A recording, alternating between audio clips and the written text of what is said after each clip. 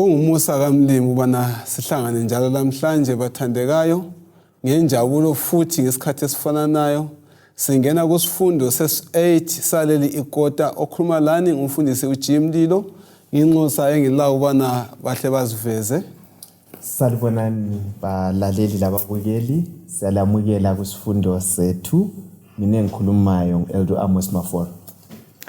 Salibonani bathandekayo ngegama lenkosi yethu Jesu. Siyamukelana kusifundo sakulona leli viki sengathi singabusiseka. Mina ngingumisisi esinhlanga. Ngiyabingelelwa bathandekayo ngegama lika Jesu. Siyalamukela kusifundo 8 okhulumayo ngotalent Ncube. Kasibenilo mthandazo. Baba wethu sezulwini siyabonga ithuba elihle. Osipha lona ukuthi sifunde elizwini lakho. Sicela usithungamele ekukwazini ngegama lika Jesu siyakhuleka. Amen. Amen. Bathandekayo siyabonga kakhulu njalo bana sihlangane kulezi zifundo ezikhwela phambili, izifundo ezithinta imvivinyo esingena phakathi kwazo. Izifundo ezisiqinisayo, izifundo eziletha ithemba, izifundo ezasitshiya sino kufanana nenkosi yethu uJesu Kristu. Zakhumbana kumaviki asandukwedlula sike sathinta ngethemba elingapheliyo. Sathinta ngokunengi okusiphathisayo ukukholweni kwethu. Namhlanje sikhangela lo ongabonwayo, ukubona ongabonwayo. Ake lingifundele ke uHebrews 11 verse 27.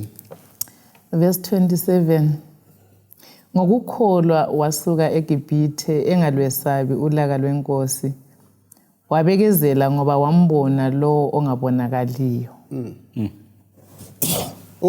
uPaul lapho uthi ngokukholwa wachiya eGibhithe engalwesabi ulaka lwenkosi ngoba waqiniseka sengani uyambona onjani ongaboniyo. Ngithathekiswa ligama lokuqala ukuthi ngokukholwa.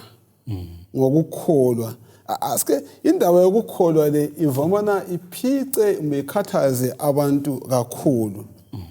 Lapha uPaul ukhuluma uthini maqona lokuPaul, uchaza njani uPaul kule indaba na? Yes, uMosi lapha wapha illustration enhle kabi esuka eGibhithe. Gibhithe yayimnandi. Ngokubonwa kwezinto ezazikhona khona lapho. Kodwa uNkulunkulu wasemvezela uMosi ukuthi kulobunandi obukhulu obungayisibo lobo obusesayidini lesono kodwa obusesayidini likaThixo. So kathe somele thathe indlela yokuthi liyenga eKenani. So okwenza basuka ukuthi wakholwa ukuthi lokho abakutshelwe nguThixo kuzagcwaliseka kunjengoba kunjalo. So okwenza basuka balandela ukuthi ilizwi likaThixo lalithe sokumele kuphunywe. Bona bakholwa ukuthi lokho kukhulunywe nguThixo kuzagcwaliseka kunjengoba kunjalo. So omyuthini futhi ngencazelo yokukholwa. Ukukholwa kuyini? Ngendlela amaHebrew akuletha ngayo uthi ukukholwa ukuqiniseka kwezinto ezingabonwayo. Vele ungabona ekukholweni kwethu ehambeni lethu lokukholwa usudinga ezibonakalayo sokukulahlekela. Yeah. Okubonakalayo ngokwesikhatshana, okungabonwayo ngokwanaphakade. So indaba kaMosi le iyathathekisa. Wamdinga lo ukuthiwa wenza ngani uyambona lo njani ongabonwa. Yeah. Waba lesiqiniselo wampamba wakukholwa lokhu ukuthi kuyikho emehlweni kungekho. So wachiya ubunkanyankanya sekuthindile lapho Ncube baseGibhithe. Wathi kungangcono ngithokoze ngihlukumezeke okwesikhatshana labantwana bakweIsrayeli. Ngiza kukholisa injabulo ezayo ingunaphakade. So ingqondo yona le ngasivakatshela izasisiza ehambeni lethu ukuthi sibe kwazi ukuthi sihamba njani, sibalance indlela yethu yokholo. Engikuzwisisayo ngokholo ukungezeka kulokho Mafora akulethayo. Yeah. ukuthi ukukholwa yikuthatha uThixo elizwini lakhe. Uthalente uthintile laphana ukuthi uMoses wayekwazi ukuthi uNkulunkulu wayekukholwa ukuthi uNkulunkulu utheni ngezithembiso zakhe. So ukukholwa yiku-act out lokhu uNkulunkulu akukhulumileyo. Ngike ngakhangela indaba kaMama Lwana mfundisi Canaanite woman uJesu esithi angikaze la ko-Israyeli ngubona ukukholwa. Umama Lwana kuthiwa waphikelela elokhu edinga uJesu ezwisisa ukuthi akulolunye usizo ngaphandle kaNkulunkulu.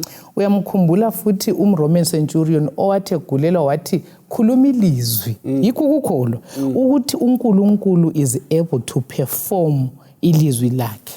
Lokho kuveza ukuthi umuntu ukholwa entweni engayibonanga isizakala kodwa ayibone sengani seyibambile. Siyabonga. Ngicela ukubuza kodwa mfundisi kulokho okuthintayo ukuthi kuyini okushape ukukholwa, kuyini okuletha ukukholwa, kuyini okwenza umuntu akholwe.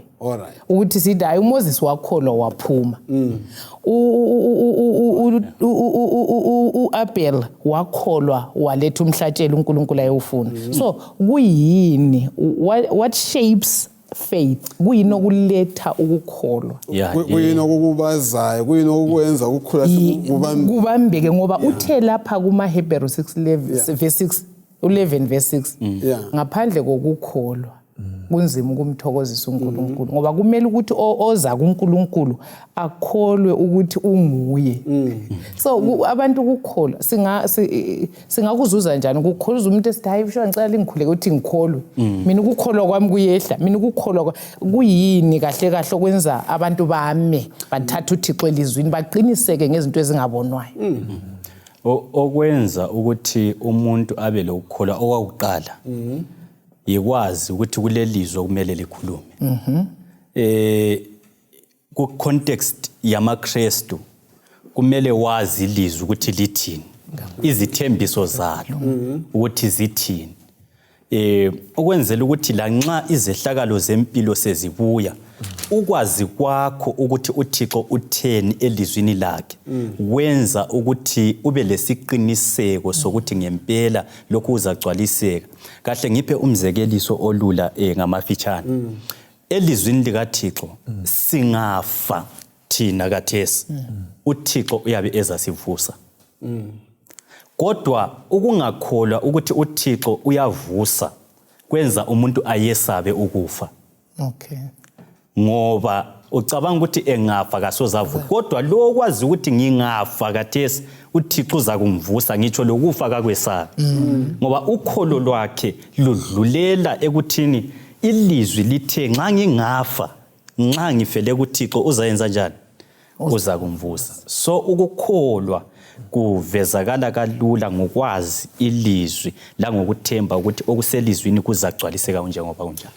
Awuboni ke ungathi umntana nami ngimkhweze phezulu kwestairs uma umthele phezulu kwestairs ethi hey ecela lapha niza kugama ngenxa uthi yimi engikhulumileyo uyacabangi ngabili wenze njani uyeqamule sesemoyeni kudala uyabona indaba okumenza ilandela umbuzo okumenza eqe ukuthi no ulobudlelwano obuqinileyo lami oyise uyangazi.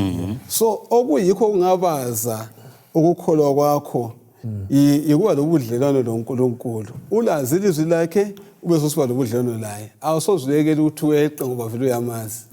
So kuyisikhuthazo kithi ukuthi ilizwi sibe lazi yilo lizasilethela leso siqiniseko. Hayi ngithemba sesikuthintile kahle kakhulu. Asibe ndobudlelwano ungabamazi. Umthembi yikho Abraham ilizwi likhuluma ukuthi hambe nikele wakukholwa wabakwazi ukuthi nguye ochileyo.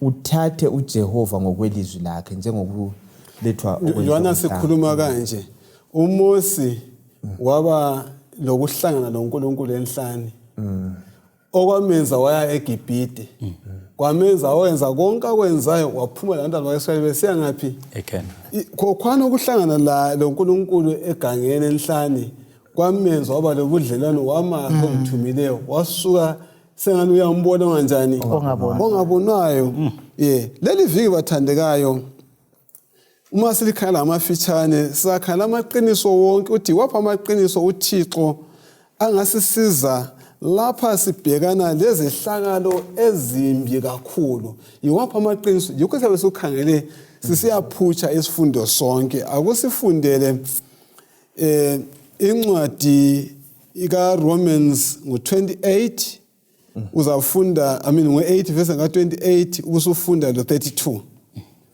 Romans 8 verse 28 njalo siyakwazi ukuthi ezintweni zonke uNkulunkulu usebenzela okuhle kwalabo abamthandayo ababizwe ngokwenjongo yakhe uverse 32 abesesithi yena ongayigodlanga indodana yakhe kodwa wayinikelela thina sonke angayekela kanjani ukusipha ngesihle izinto zonke kanye layo na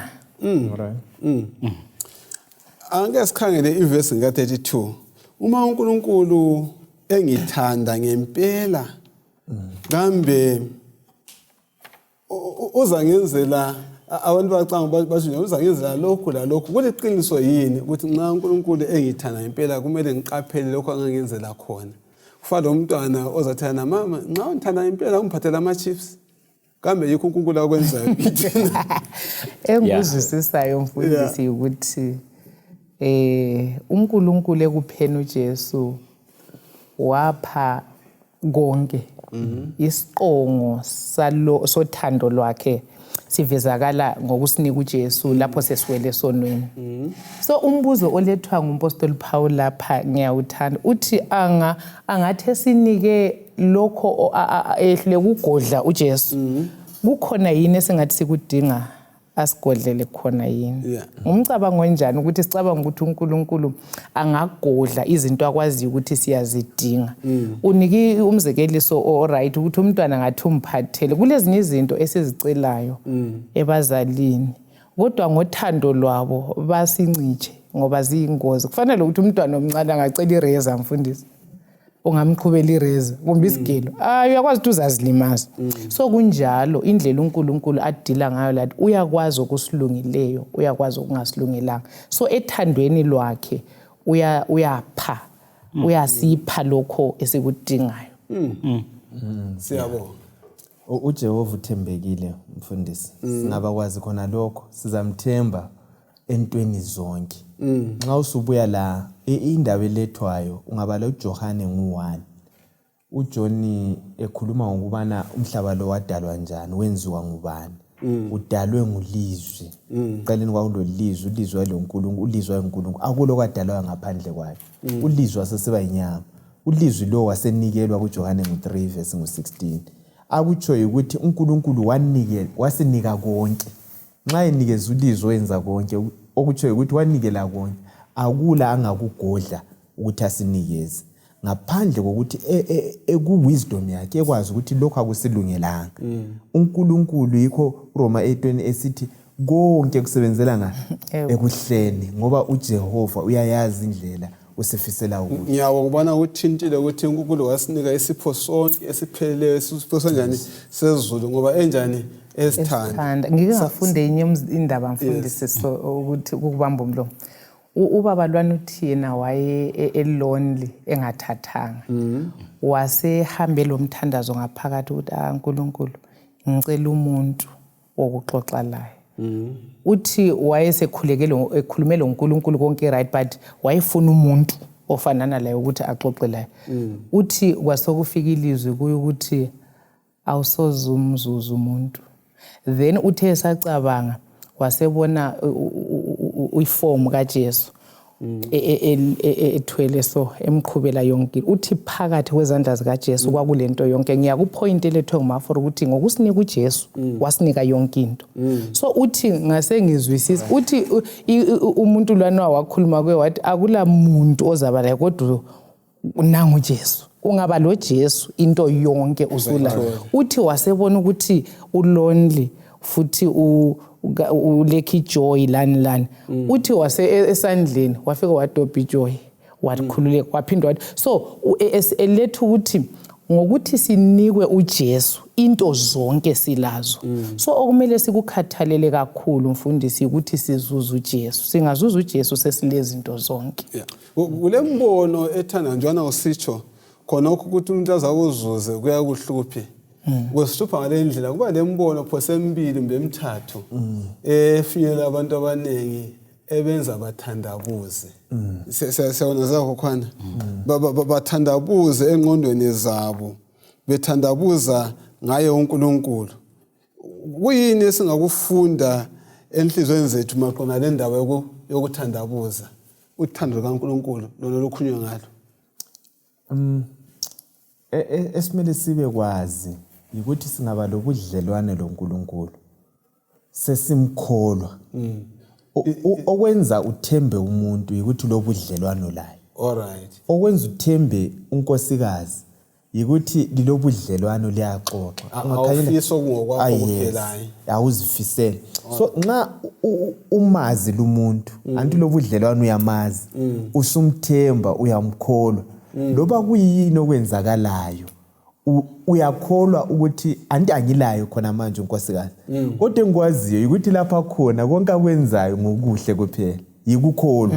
Andiyabona lesiqiniseko sezinto ezingabonwayo angithi. So indaba yethu yokukholwa okusiphunyukayo abantu abanengi kulowo mbuzo olethayo mfundisi yikuthi kakula budlelwano asimazi lalo esinjani esimkholwayo.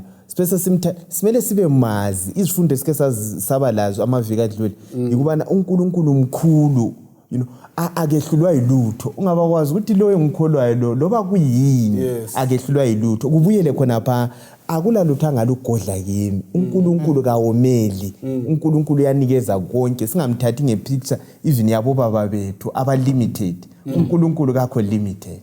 Maforo ungikhumbuza ukuthi okunye okulenza ukuthi sithandabuze ukuthi ngicabanga ukuthi siyabe sile lutho thina esilufunayo. Right. Sibe sesicabanga ukuthi engxenye. So ukuthi thina intando yethu kufanele iqale ife. Right. Sibe sesiphila ngentando kaNkulunkulu. Sibone njengoba uNkulunkulu ebona, sicabange njengoba uNkulunkulu ecabanga, sifise njengoba uNkulunkulu efisa. Yikho esesithi lingacela loba yini. Nxa intando yethu isifile kuphile kaNkulunkulu akula luthaza lo ngoba sizacela ngendlela eright. But okwenza ukuthi sesabe singani siyathandabuza ukuthi lesiyabe sikucela kwakhona engxenye vele ngabe kuphikisana lentando kaNkulunkulu. Lokho uyaphikisana nentando kaNkulunkulu. Nxa sikhangela sidlulela phambili kuRomans 8:28 sesifika ku39 kulapho phela osokuveza kokho akuchilo ukuthi uNkulunkulu wasinika isipho esinjani esipheleleyo eveza ukuthi usithanda kangakanani abe sebuza umbuzo kuyini okuza sehlukanisa lalolo thando abe sebalisa ke zonke izinto ezimbi ukufelwa ikuzingelwa yikho konke lokhwana okunjani okubaliswayo. Lesahluko uRomans 8:28 kuya ku39 yisahluko esinomkantsho esichaza ubuhle bukaThixo kithi. Kuyini ongakuthola kulawa mavesi okusiza ukunqanda ingqondo zethu ekuthandabuzeni ubuhle bukaNkulunkulu? Sivele silezinto esesizazi ukuthi nxa zisehlela umuntu into lezi zibuhlungu. So kube sokubuya lokuthi nxa into liyana isiyehlile thina si-attach lana. Kwesinye isikhathi isiKristu esingekho balanced sidinga ukuthi umuntu nxa engumKristu kungabi lama challenges. As long nxa kungela ma challenges hayi God is good. Konke hayi ku right. But isiKristu esibalanced sithi sona loba ama challenges ebuya akumelanga ukuthi ngidawuthe ukuthi uThixo ukhona empilweni yami. Ithe kwakhona konke kusebenzela ngaphi? Ebuhleni. Okuthi ukuthi abanye nxa bekuthatha njenge problem ukuthi ungumuntu omutsha usale usingle, uhlale usingle, ungabi lentombi, ungabi lejaha, uzube ngumuntu olawe omature. Kuwe kakusebenzele ebuhleni. Ngani? Ngoba uyabe ukwazi ukuthi intokozo kayikho ejaheni kumbe entombini but intokozo ikuKristu. Nxa ngilo Kristu ngiphelele. Nxa ngilo Kristu ngile happiness yonke. Manje challenge ekhona ngile njabulo yonke. I-challenge ekhona sidinga kwesinye isikhathi lezinto ezingama problems. Sidinga ukuthi injabulo ibe sentombini. Hayi ngibona ngani ngajabula nxa ngaba lentombi. Mbona ngani ngajabula nxa ngaba lejaha kodwa uJesu engekho. But umuntu ongela stress ongafuni stress uzuza injabulo kuJesu then lokho kunye kube sokulandela. Kungabuyi kuzofaka injabulo kuqala. Okay. All right. Kukho konke sikwenzayo asimthembeni uJesu. Uthi yena uPaul ezintweni zonke akulo kungangehlukanisa noKristu. Usekubalisile okuchiyechiyene. Ubona ubukhulu. Uyabona ngaba lenkambo lo muntu ukwazi ukuthi umuntu wami lo siyathandana lapho esisuke khona ekusweleni wangithwala nga. Sho lokhu konke lokhu nxa ekucompare lokhu uthi into ezincane lezi.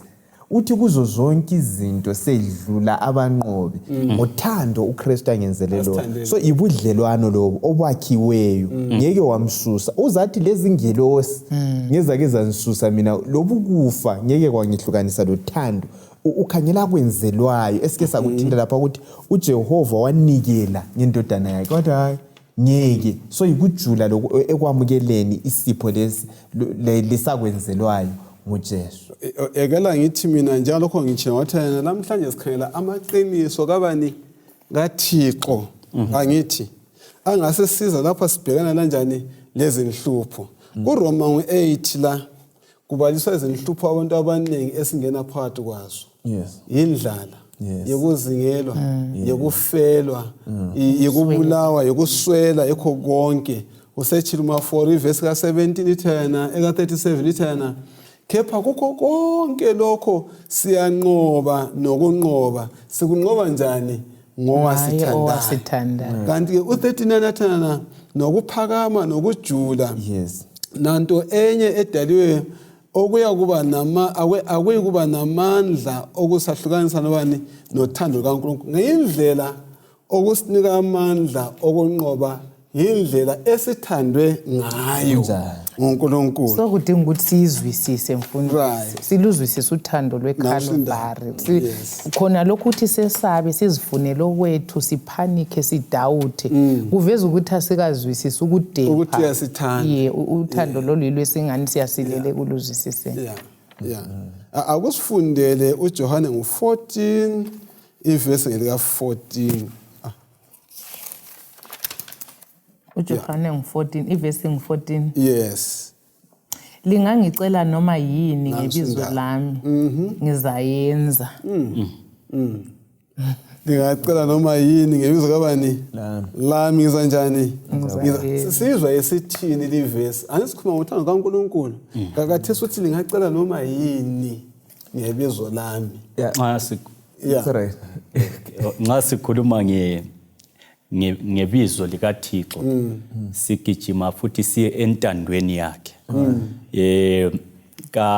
Kayisikho kuphela ukumemeza ukuthi ngegama likaJesu but kuyikuthi futhi ungene ekuthini ngicela ngisentandweni yakhe yini. Lokhu kusinceda ngani? Kunceda ekuthini uyananzelela ukuthi kwesinye isikhathi uyacela ulutho. Ucele ulutho lungabuyi ngendlela wena obunjani obufuna ngayo. Kambe kuyabe kusitsho ukuthi number 1 kakuphendulwanga yini. Kodwa nxa ucele ngokwegama likaJesu ngokwentando kaJesu Kristu uzananzelela ukuthi impendulo uyamukela injengoba injalo ibuya kuThixo. Ingaba ngumana ku request oyiphileyo kumbe ingaba nguyes khonapho kumbe ingaba nguno. Nxa ucele ngokwentando kaNkulunkulu uzasala unikele izulu ukuthi lithathe indawo ekuphenduleni isicelo sakho, hathi ukuthi wena ubuye uvele ule answer yokuthi ngiyastempa namhlanje kakube nje. Othi sithi sothi akaphenduli ufuna hle sibambe kabanze le ndaba. Ungayikhangela ichapter le uJohane 14 verse 14 usukela khona le emuva uJohane 14 verse 1 kusiya ku3 lapha thena inhliziyo zima zinganjani mazingakhathazeki. Isikhathi lapho uJesu wayeseza kusuka kubafundi bakhe, abafundi basebenzisala benjani sebewodwa, kungela umuntu obasekelayo, kungela umuntu wokweyama, so kulento eziningi asebebhakanela lazo benjani engasekho umsindisi. Wasekhathi lawo sebedideka kakhulu, sebekhathazekile kakhulu ababantu.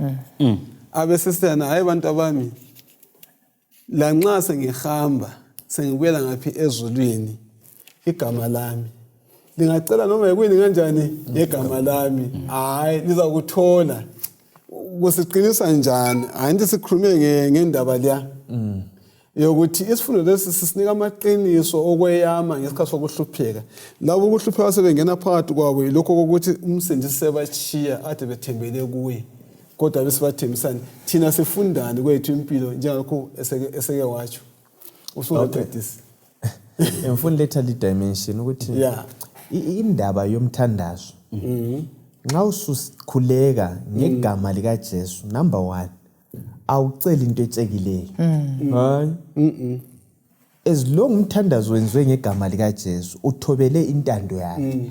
Yikho phela eBhayibhelini uzathu ukhangela singayembalini ukuthi kulezinye izinto ezimangalayo ukuthi uJoshua nxa wayakhuleka ukuthi ilanga lime. Alright. Abantu kwaku affecta ezinye izizwe labantu abangekho empini yona leyo, kodwa uNkulunkulu wawuhlonipha lo mthandazo. Why?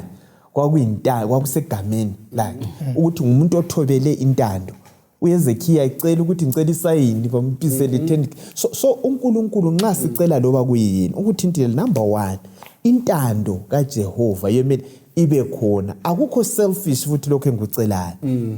Angizicabangeli, kuyangisiza lokwamukela impendulo ayilethayo ukuthi hayi uNkulunkulu ukwahlulela kwakhe kunjani kulungile. So asefundeni ukuthi sibe mazi esimcelayo, sibe lobudlelwano laye. Nxa ucela uyakuzwa, uza kuphendula.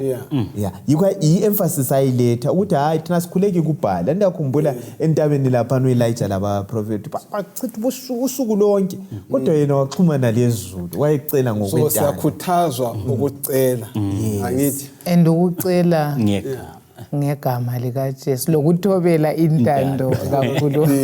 Kulokunye okundithathekisayo la kuthiwa impendulo kaThixo ingabuya ilomfuthi khanya kakhulu njengoJesu emisani isiphepho. Kube sokubuya ukuthi wesisikhathi iyabuya ithule. Alo ithule ivuma umuntu adlula zenathi inkezo njengokumsustena okwenzakala khona eGetsemane. Uyakwazi ukuthi kwesinye isikhathi kulezinto esizikhulekela ukuthi ziphele, zona bekumele sikhangele ukuthi njengoba kungapheli kunje kumfundisana. Kahle ngiphe umzekeliso wabanengi abafunda eSolusi ngale. Uyakhulekela ukuthi uzuza imali yefizi. Yonke eyokudla izuza empahla injani, kodwa efizi ikuchaya. Uze uthathe about 8 years ulokhu ufunda. Abanye baze bethi awubizwanga. Kukanti umlimo kwabanye kangitsho ukuthi kubo bonke. Kwabanye kukanti kumlimo iyabe kupurifier. Uthi mhlawumbe ubungangena ungene yakho imbiza. Exactly. Mhlawumbe ubungaya maybe ku district. Ulokhe masinyane ubungafika uyangisa. Ngangcono uqale uqede lezi zinto lezi for 8 years. Ubusuhamba unjani upurified. Wena instead of ukuthi ukuthotshe sokumele ukhangele ukuthi kungibenefita ngaphi, uThixo ngilola ngaphi. But ungakukhangela ngelihlo lokuthi i-challenge nxa isikhona sokumele ingilimaze umlimo kaphendulanga umthandazo wami, then sokulengozi yokuthi umhlamukele loba impendulo iphiwe to sustain you. Okay. Right. lapho ngikhumbuza uMoses ukuthi uMoses esanda ukuqeqesha eGibhite hayi indoda wayikhwelela isibona ihlukuluzo ukuthi mina vele ngiyakwazi ngibiza ubona ngikhulula abantwana kwaSirayeli wathi wayishawa ibeka phansi kodwa awukafundi kodwa ngufake euniversity yenhlane yikho okutsho ukuthi kwesisikhathi ungabona kuphuza hayi uNkulunkulu kaphuzi konke kuza ngesikhathi esinjani esifanele futhi singacabanga ukuthi into zedle zitshintshe khonapho kwesinye isikhathi ekuhlakanipheni kwakho uNkulunkulu ezifundweni ezidluleko kwathintwa ukuthi uNkulunkulu is too wise to err indlela zakhe kazikwazi ukuphangisa kakhulu futhi azikwazi ukuphuza ngesikhathi so thina okwethu ukuthemba uNkulunkulu sikwazi ukuthi utrustworthy uthembakele kulokunye futhi amaqiniso angasincedisa okuzwisisa ubana singamelana kanjani lezi nhlupho akusifundile abaseFeso 1 verse 18 usiya ku23 sibona mana kuyini maqiniso ubani siwatholayo lapha verse 18 ngikhulekela njalo lokuthi amehlo ezinhliziyo zenu makakakhanyiselwe ukuze lilazi ithemba alibizela kulo inotho yelifa lakhe elimangalisayo kwabangcwele lamandla akhe amakhulu okungela kulinganiswa kithi thina esikholwayo amandla lawo afana lokusebenza kwamandla akhe amakhulu awasebenzisa kuKristu emvusa kwabafileyo emhlalisa esandleni sakhe sokunene ebukhosini basezulwini ngaphezulu kokubusa konke lobukhosi lamandla kanye lombuso lamabizo wonke angachiwo kungasikho ngalesikhathi kuphela kodwa la kuleso esizayo uNkulunkulu wabeka izinto zonke ngaphansi kwezinyawo zakhe wamkhetha ukuba abe yinhloko yezinto zonke ebandleni lona elingumzimba wakhe ukuphelela kwakhe yena ophelelisa izinto zonke ngezindlela zonke ngithathekiswa ngamagama la ukuthi wabonisa amandla akhe wabonisa unjani ngokumvusa omnye undoda beshumayela kwenye imfa ethi izithixo ezithize abantu abathize abakhonzwayo bonke bafa kubo bonke abanjalo kakho njalo yedwa wathembisa abantu ukuthi yena ekugcineni uzabavusa mbuza nqoba ukufa ngaphandle kwabantu kaJesu Kristu kuthiwa uvuko lolu khuluma hayi ungakhuluma okay kuthiwa amandla esikholwa kuwo amandla lawo esikholwa kuwo yiwo lawa amandla avusa Yesu uyakwazi ukuthi ngiyangicabanga ukuthi ukukholwa yekubona into engani kakwenza ukuthi yenzakale wena uyibone isenzakala ngoba uyabukwazi ukuthi ithenjisiwe njalo ukubuza nje imibuzo evula ingqondo kuloko ucabanga ukuthi uJesu nxa ezavusa abafilweyo ngokuthi bafe bekholwa kuye abavuse angehluleka ukuvusa yini umzimba wakho osubona ingani ufile mhlawumbe ngeaddiction ethile wena usaphila kodwa uJesu iBhayibheli sitshela ukuthi uzavusa abafileyo ubona ingani engehluleka ukuvusa yini owakho umzimba wena usaphila akwenza unqobe iaddiction ongabulayo kufunakala ukukholwa kwakho ukuthi Thixo sengithatha istep kathesi step less engisithathayo ngithi ngikupha indawo empilweni yami ukuthi ngiyenza nginqobe ngivuke ngiphelele ngibe njengalokho ngingakabi layo iaddiction ethile siyabonga uNkulunkulu uJesu ulamandla njengoba esitsho uncube loba yini uyavusa kule ngoma ethi yona because he lives I can face tomorrow ngoba uyaphila ngingabhekana nakusasa nxa kulethemba esilalo elisiqinisayo ngelovuko iresurrection ngoba kulethuna eli-empty ePalestine yikho kusenza sibe lesibindi sokungena lobanga lokwenza kuyini siyakwazi ukuthi ozayo uyeza akayikulibala wasuka la wayasilungisela indawo uzakuza azosithatha ukuze lapha khona lathi sibe khona so kukho konke singena kikho ukuvuka kukaJesu kulamandla yikho kodwa okusenza sibe lesiqiniseko sokuba amaKristu. uPaul uzabuze nxa kuyikuthi kavukanga ukukholwa kwethu kuyini? Sivele siyadlala ngamadobi okwenza sibe serious ngalokho ngoba wafa wavuka kusambulo uthi yimi kade ngifile ngiyaphila ngilamakhiye awehede ngiyavula mina ukufa amakhiye njani ngilawo so asikhonzeni lolani olamakhiye singethuki lutho sihlobo ezithandekayo. So siyabonga ngifisa ukufithizela indaba evezwa ngenxa yokuthi ithuna li-empty okunye sikuzuza ukuthi evukileyo wenyukiselwa phezulu ivesi esiyifundile ithe wasehlala ngasokunene sikaNkulunkulu.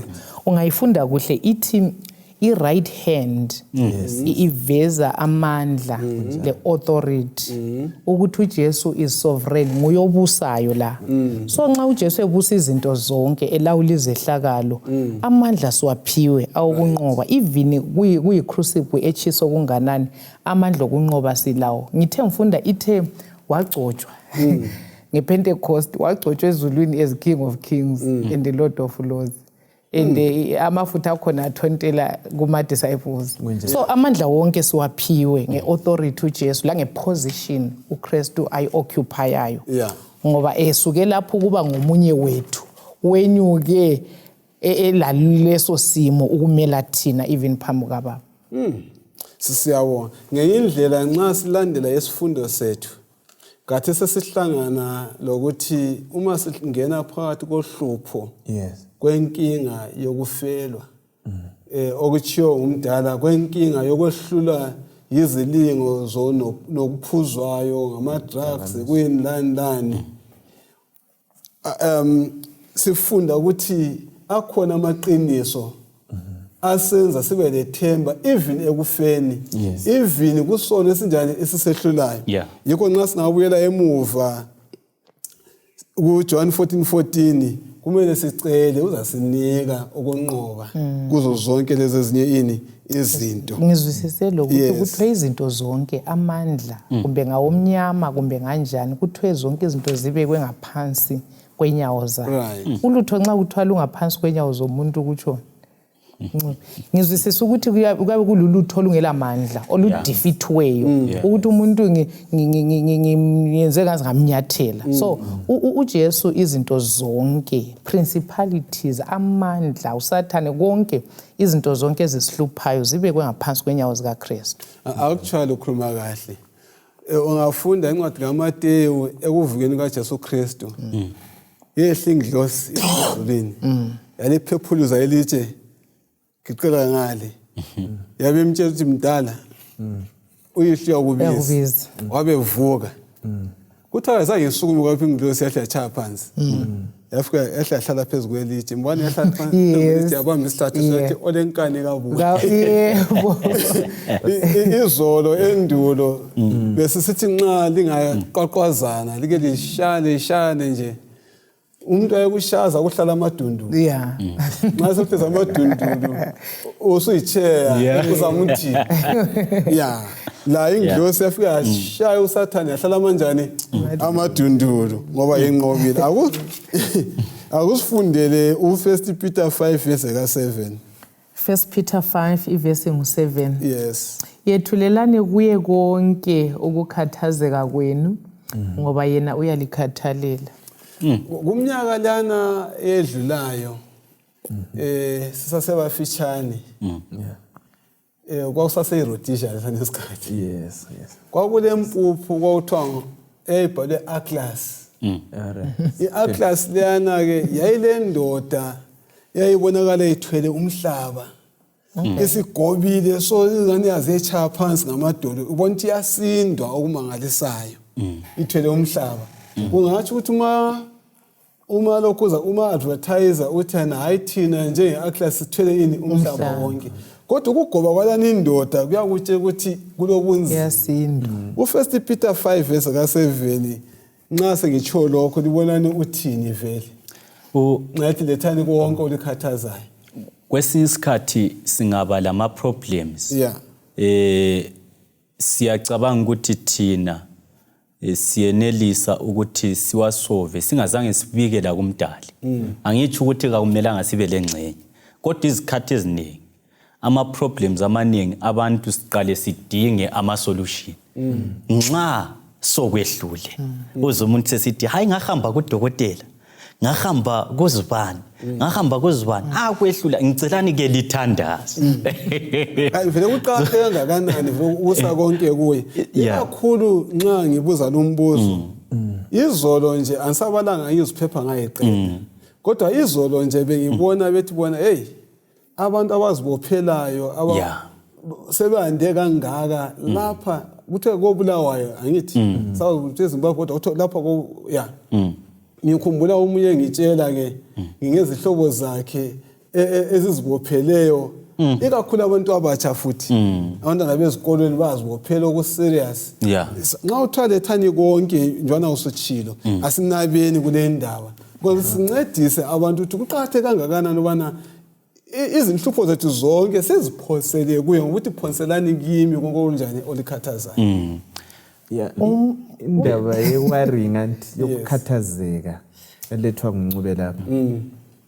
Ungabona usukhathazeka kubangela i-stress. Andikho umuntu waku-14:1 uJesu uthi inhliziyo zenu mazingakhathazeki. Kholwani kubaba. Uphethu lapha kuPeter 1 wokuqala 5:7 uthi cast phoselani kuJesu. Okwenza umuntu akhathazeke ukuthi uyacabanga ukubana angazithwalela ulutho. Ungabona ulutho kumbe luhlupho ungela solution, ungela impendulo yalo. The next thing okwenzakala uyakhathazeka yokuthi ayi1. Yikho umele ugiqele konke kuwe. Ungananzelela obaba labomama. Yes.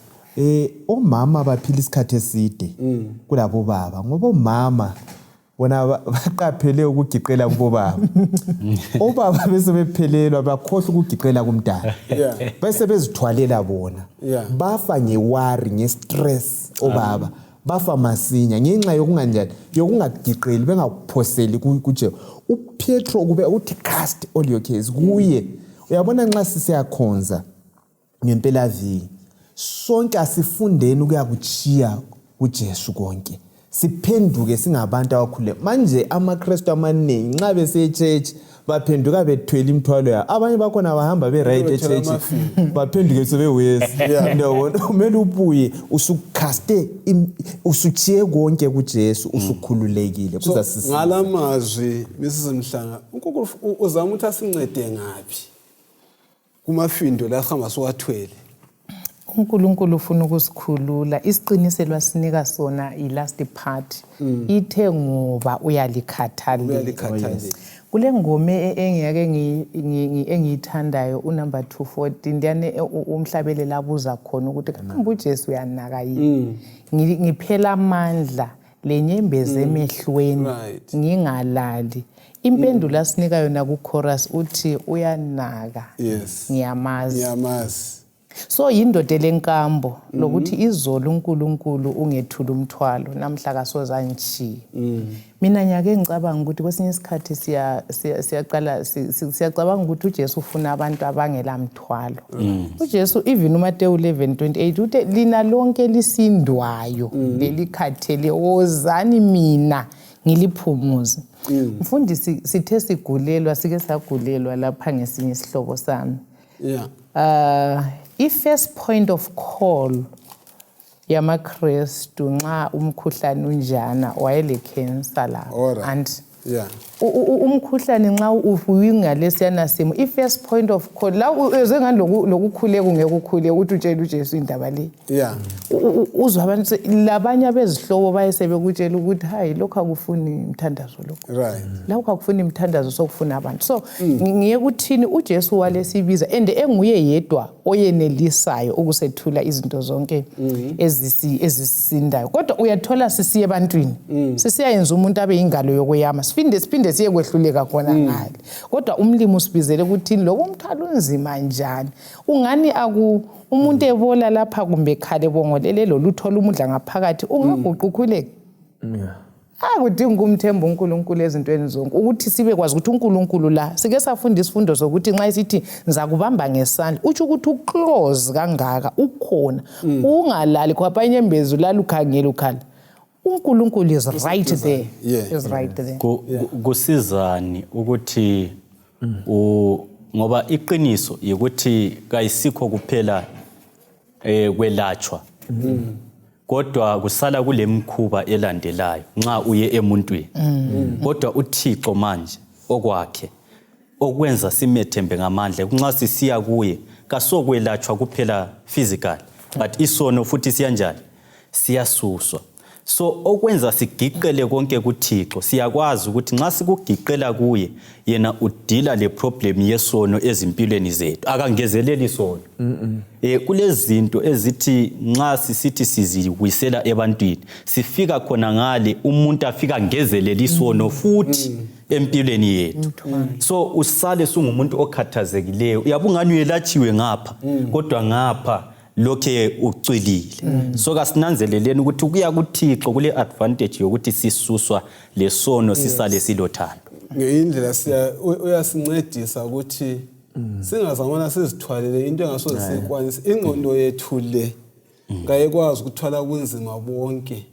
Yikho abaningi bese ngutsheni begula imikhuhlane yengqondo.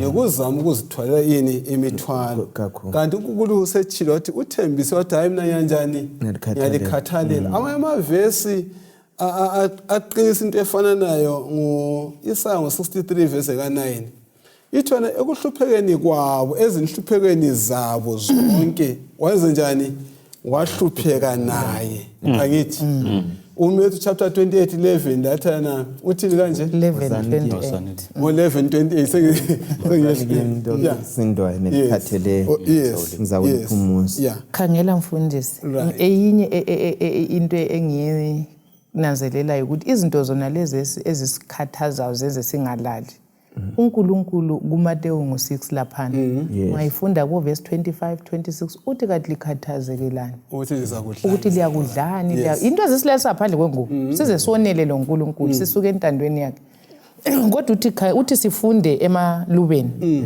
uthi even uSolomon ceceni kwakhe kazange acece nje amaluba even inyoni ezingalimi uNkulunkulu uyazikhathalela. Yabona ukuthi mina nxa ngikuzwa lokhu ngicabanga ukuthi nje amaKristu kungani ku too good to be true ukuthi lokuthi ngigqokeni lokuthi ngidleni uNkulunkulu akakukhathalela khona kulezi izinto esibone ngani uNkulunkulu kanake ngazo kodwa ivesi lezi zisitshengisa ukuthi uNkulunkulu uyanaka kangaka abe sesithi nyakwazi ama-Gentiles avuke egijima edinga izinto linafunani kuqala umbuso wezulu konke okunye likudingayo lokulunga kwa konke likudingayo lingalali lana ngizaligcwalisela. So asimthatheni elizwini sikhuluma indaba yokukholwa nxa umlimi esithi ngizabona ukuthi intambama namhla komhlanga kuyadliwana he really means it utsho khonoko. So thina kasithatheni Thixo elizwini sifunda ukweyama njengomntwana eseyama kumzali. Wena ke lokho ukufunda ukuba lethemba ukuthembela lapho kumele wenze njani uthembele khona njengoMoses ohle wathembela kuye onganjani ongabonwayo ukufundele uIsaya 40 verse ka11 uThixo muhle uThixo uyavuma ukuthi izehlakalo zehle esenzele ukuthi sikhanye ukuthi simi kuye yini kumbe hatshi. Bala Mrs. Uverse 11 kuIsaiah 40 ithi welusa umhlambi wakhe njengomalusi ubuthelela amawundlu ezingalweni zakhe awathwale eseduzane lenhliziyo yakhe awakhokhele kuhle lawo alamazinyane. Andi yabona kuyafika isikhathi lapho umuntu acabanga khona uNkulunkulu kalandaba la lokho kunjani okungihluphayo mina kodwa ivesi lesizwa esithini ithule ndaba. Uyabona inkolo ezinenge kunenye inkolo ethi yona uNkulunkulu wadala umhlaba waflathela wayakhatshana ubukele ekhatshana uNkulunkulu wangani kakhathali uNkulunkulu lendaba uyasalusa loba singamboni kodwa uNkulunkulu ulendaba ukhona ubukhona bakhe siyabuzwa singabufinye buyabambeka la ngindlela aziveza ngayo ezimpilweni zethu ukuthi asimboni ngala wethu lawa akuthi ukuthi kakho khanyela okwenzakalayo izulu ilanga aliletha yasinakekela uthintile la even ukudla iprovision yakhe umlimi uthembakele so asimthembeni izikhathi eziningi singakulandelini konke lokho onyokozinkolo ngoba ukuba khona kwethu kuzalwa kwami lokukhula konke kuyibufakazi bobukhona bukaNkulunkulu akuzenzakaleli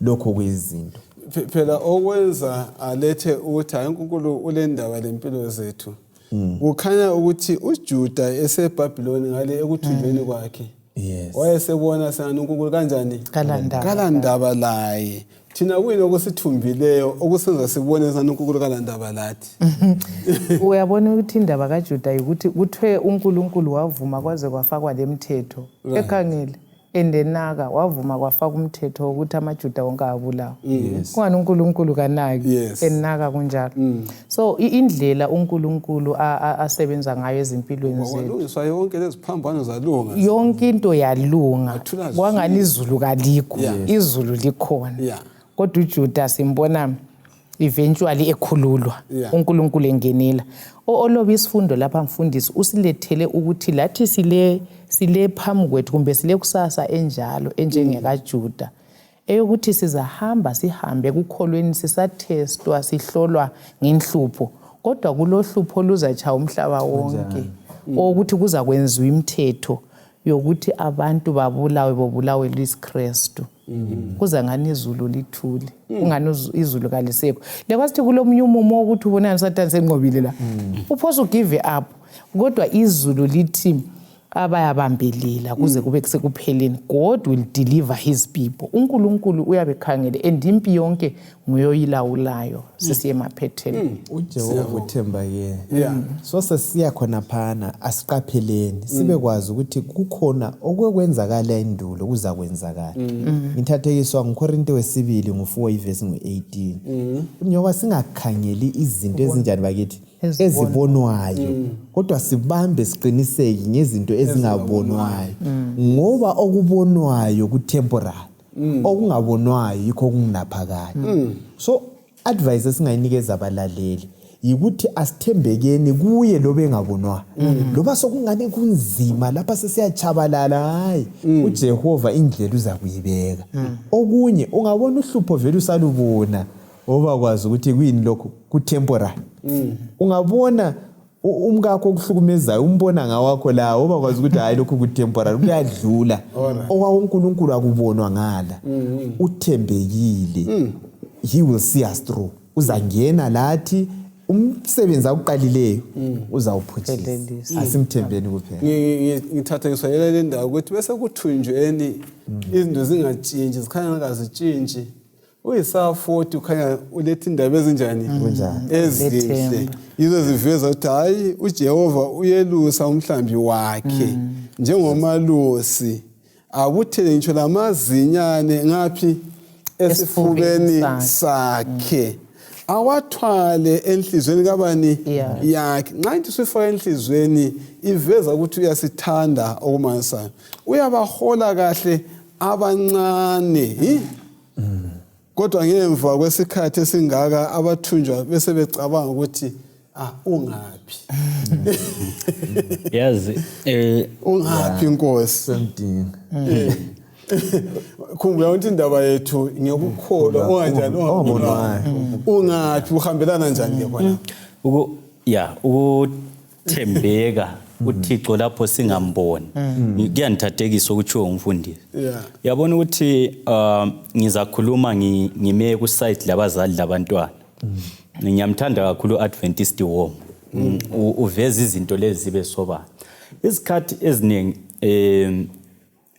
indlela esiphila ngayo yiyo eyenza ukuthi senze izinqumo noma kungaphi umntwana uyabe sekwazi ukuthi mina ngiyekela ubungezwa kuphela nxa mbona ubaba kumbe nxa mbona umama nxa engekho ngingamboni angenzi into eright kuyabe sokuprogrammed kuye ukuthi ngithembeka kuphela nxa ngibona okuthile yiko sokubuya la kuThixo izikhathi eziningi uyabe esefuna umuntu ukuthi abe la kubonayo yena akwaziyo yikho okumenza ukuthi athembeke kokuthile ngoba usevele sekujayele ebazalini bakhe even lo mama lo baba ubaba nxa efuna ukukhuza umntwana zwana wena ungayenzi lo uyalubona uswazi ngiza kucha so umntwana ngeke azwe lula nxa uswazi lunganjani so iprogram yakhe isikuthi